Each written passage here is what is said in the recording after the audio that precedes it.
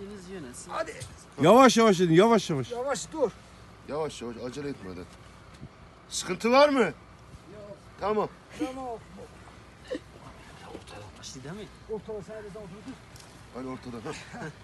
Kafana dikkat et. Yavaş yavaş, İsmail yavaş. İsmail yavaş.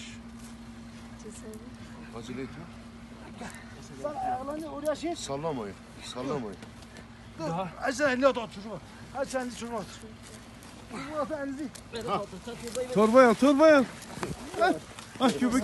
Müdür. Çek. Orada değil müdür var.